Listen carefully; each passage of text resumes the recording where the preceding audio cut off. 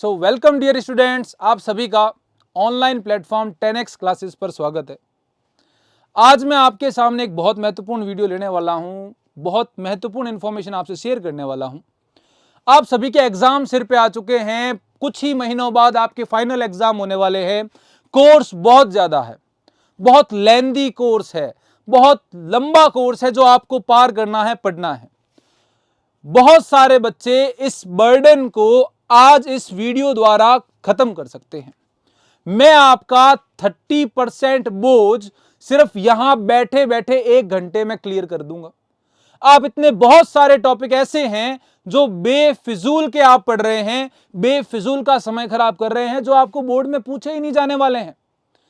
आपको मैं आज ऐसे टॉपिक बताने वाला हूं जो आपके एग्जाम में ज्यादा वेटेज नहीं है, जिनका जो ज्यादा वेटेज के टॉपिक नहीं है, वो सारे टॉपिक मैं आज आपको बताने वाला हूं।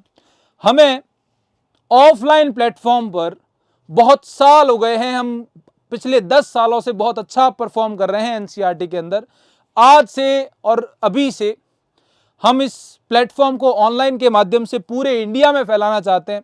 बहुत सारे बच्चे ऑफलाइन प्लेटफॉर्म से फायदा उठाकर पता नहीं कहां कहां पहुंच चुके हैं, तो ये फायदा हम चाहते हैं कि पूरी भारत को मिले।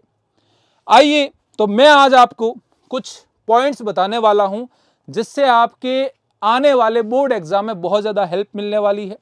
ये जो पॉइंट्स है ये हमारे इंडिया के सभी बोर्ड्स के लिए रहने वाले हैं, जो कि है CBSE, state board, Rajasthan board, UP, MP, Maharashtra, Bihar, Tamil Nadu, Gujarat and NIOS, है ना, सबके लिए रहने वाला है। क्या पढ़ना है और क्या नहीं पढ़ना है, what to study and what not to study, reduce syllabus explain. मैं आप जो बात कर रहा हूं वो 2025-26 की है। जल्दी जल्दी पूरा वीडियो देखिएगा, आपको जरूर इसमें हेल्प मिलेगी। चलिए, साइंस की बात करने वाला हूं, 10th क्लास की बात करने वाला हूं। पहला चैप्टर होता है केमिकल रिएक्शन एंड इक्वेशन, रासायनिक अभिक्रिया और समीकरण।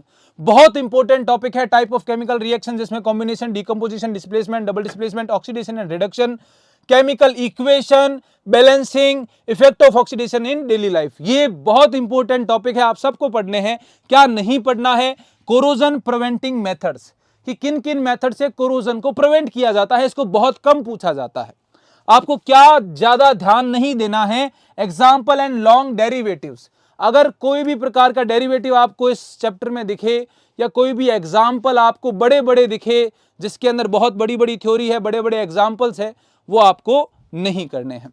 नेक्स्ट मैं आपको बताना चाहता हूं एसिड, बेस एंड सॉल्ट, अम्ल, क्षार और लवण में आपको पढ़ना है property of acid and base, reaction metal के साथ, कार्बोनेट के साथ, ऑक्साइड के साथ, अम्ल और क्षार के गुण, धातु, कार्बोनेट और ऑक्साइड के साथ अभिक्रियाएं, pH scale and importance, pH scale और उसका महत्व, usages of common salt, baking soda, washing soda, plaster of Paris, सामान्य लवणों के उपयोग।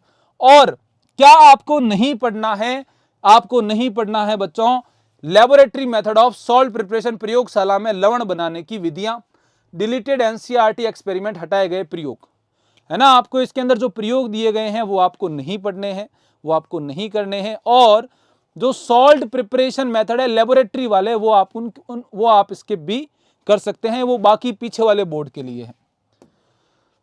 मेटल एंड नॉन मेटल में मैं आपको बताना चाहता हूं physical and chemical property, corrosion and prevention, ये सब आपके लिए इंपॉर्टेंट टॉपिक है। रिएक्टिविटी सीरीज और एक्सट्रैक्शन ऑफ मेटल की केवल सामान्य जानकारी आपको पढ़नी है, डिटेल में नहीं जाना है। जैसे फ्रोथ फ्लोटेशन प्रोसेस है, जैसे कि मैग्नेटिक सेपरेशन है, इन सब टॉपिक्स को आपको स्किप करना है और आपको डिटेल में नहीं जाना है, केवल सामान्य जानकारी प्राप्त करनी है। पीछे की अगर मैं बात करूं, प्रयोगशाला में लवण बनाने की विधियां, हटाए गए प्रयोग है ये।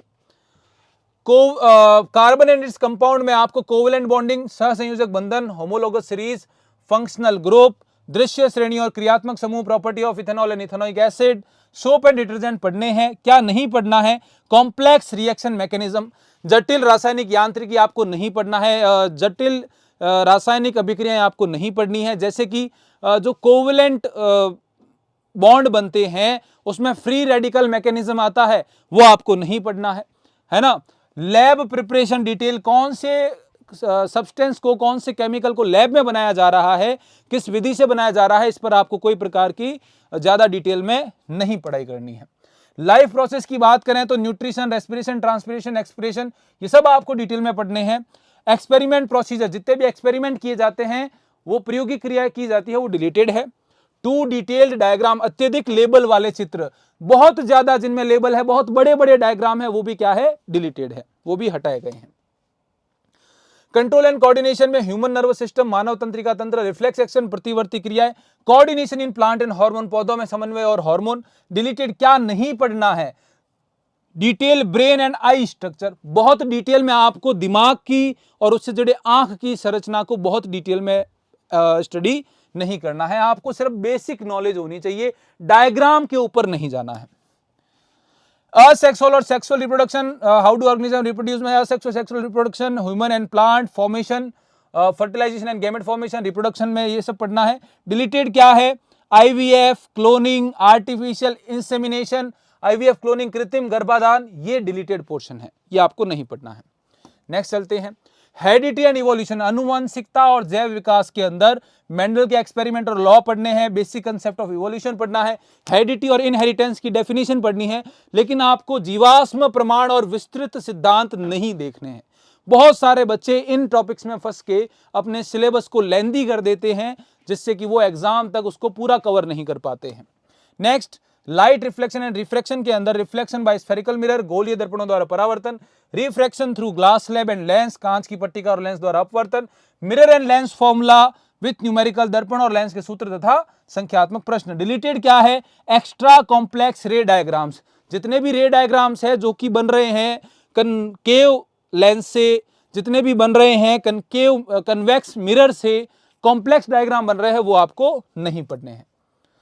The human eye and the colourful world, मानव नेत्र और रंगीन संसार के अंदर, स्ट्रक्चर ऑफ ह्यूमन आई, मानव नेत्र की संरचना, defect, dispersion and scattering of light आपको पढ़ना है।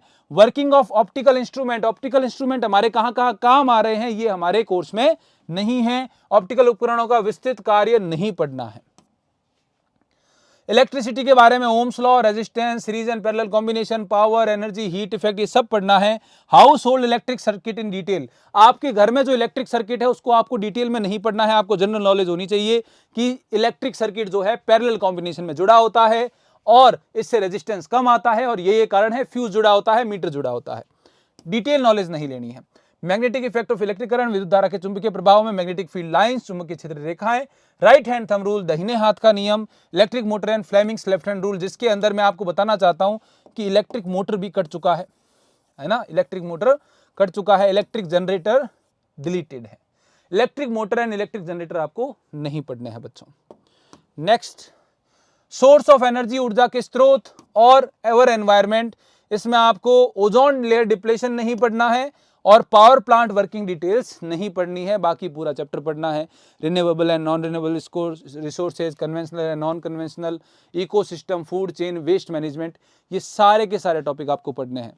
तो बच्चों, अगर आप इन टॉपिक की बहुत अच्छे से प्रिपरेशन करना चाहते हैं तो आप अभी 10x द्वारा बहुत सस्ते रेट में, बहुत कम प्राइजेस में आपको कंप्लीट कोर्स दिया जा रहा है, तो आप इस कोर्स को ज्वाइन करिए और बहुत अच्छी प्रिपरेशन करिए, बहुत अच्छी तैयारी करिए। हम भी जोश के साथ इस प्लेटफॉर्म पर आ चुके हैं, आप भी जोश के साथ आ जाइए, मिलकर कुछ बड़ा करते हैं।